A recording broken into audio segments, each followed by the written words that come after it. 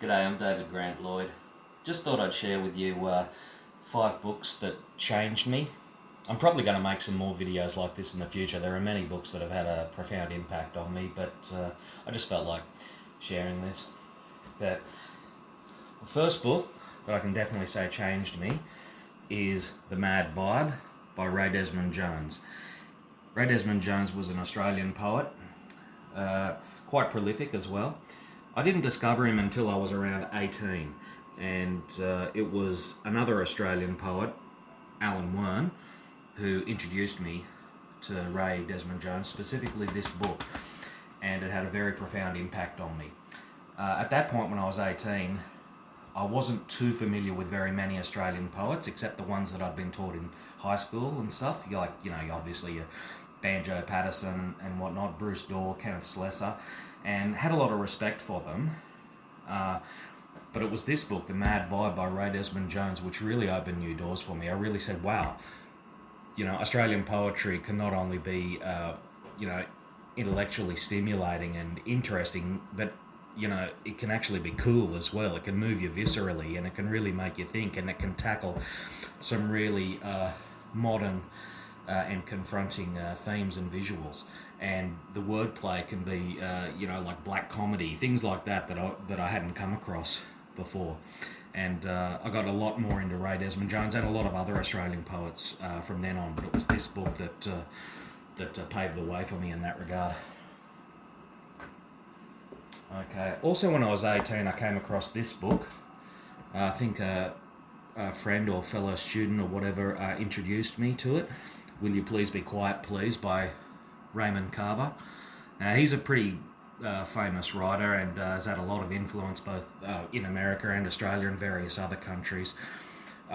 Interestingly enough, he never wrote a novel. He only wrote short stories and poetries. This was my introduction to him, and it really did affect me. See, until then, when I was 18, I'd read a little bit of literature here and there, like books like Lord of the Flies and things like that. But I was also sort of dabbling a lot in things like genre fiction, like horror, fantasy, and stuff like that. But this really made me sit up and pay attention to more literature. I started to really put a lot of genre fiction aside.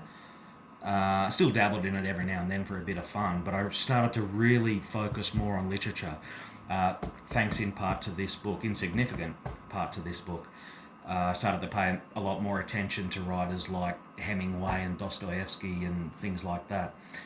And a lot of it, the first step, so to speak, in that way, in much regard, is Will You Please Be Quiet, Please.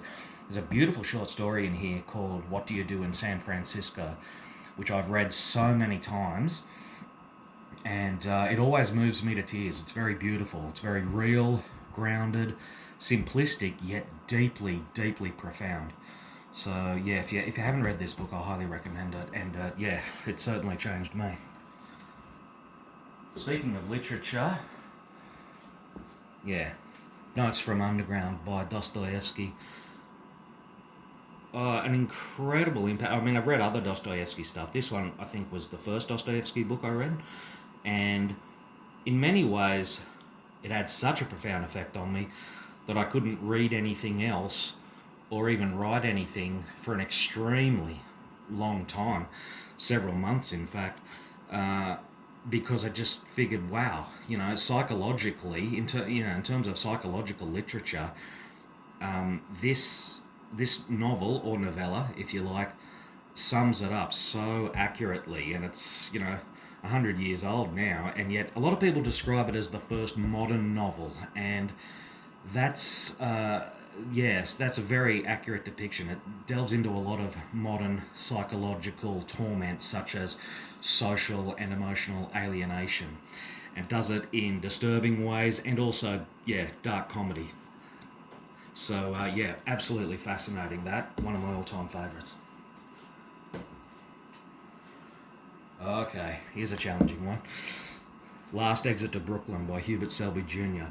It's very divisive, this book, still. It was written in the 1960s, I think, and yet, to this day, it still divides writers, critics, and readers alike. It's one of those books that you either love or you hate. Pardon the cliche. uh, I'm of the former. I love it. It really brought devastating, devastatingly uncomfortable new elements to gritty realism, not just in the subject matter, but also the presentation of the words. A lot of syntax errors, and uh, it was purposefully filled with grammatical errors. Now, Hubert Selby Jr. wasn't necessarily the first writer to tackle that, obviously, but he sort of really brought it into the Western mainstream. He sort of brought it into the American mainstream. In some ways, a little bit, arguably, not in a different way to William S. Burroughs. The presentation of the written word was just so profoundly different, and it's still being it's still influential to this day. But there was a trial on this. I think he was found guilty for writing obscenity or something like that, and it was banned for a couple of years. Absolutely fascinating book, and a lot of people said to him, "Well, Brooklyn's not really that bad, is it? It's not. Surely, I mean, a lot of bad things happen in the book, obviously, but is Brooklyn really that horrible?" And it's kind of ironic because Hubert Selby Jr. replied to them, "Well, it's not really Brooklyn I'm writing about per se. It's the decline of the human spirit that I'm writing about. It just so happens to be set in Brooklyn." And ironically, I've actually had to face a similar situation myself. I'll just show you this. With my two books of poetry, Alive in Dubbo and Still Alive in Dubbo. They're both currently available from Flying Islands Press. I'll put the links below where you can purchase them if you like. They're available in paperback, also in digital. But these are this is the poetry that I write, and it is a kind of gritty social realism. And there are some confronting truths in several of the poems, and some of the people I've met with, whether it be at writers' festivals or get-togethers or whatever, some of them have said, "Well, I've been to Dubbo once or twice. It's not really that bad, is it?" And I said, well, again, harking back to what Hubert Selby Jr. was saying, I'm not really writing about Dubbo per se. I'm sort of more writing about the decline of humanity, or the decline of the human spirit. It is set in Dubbo, and it's quite accurate in a sense, but there's more to it than just Dubbo. It's the human condition, Anyway, those books are available online. And lastly, Bukowski. Big fan of Bukowski, and this is one of my favourite books of his. He's got so many books. He was a very, very prolific writer.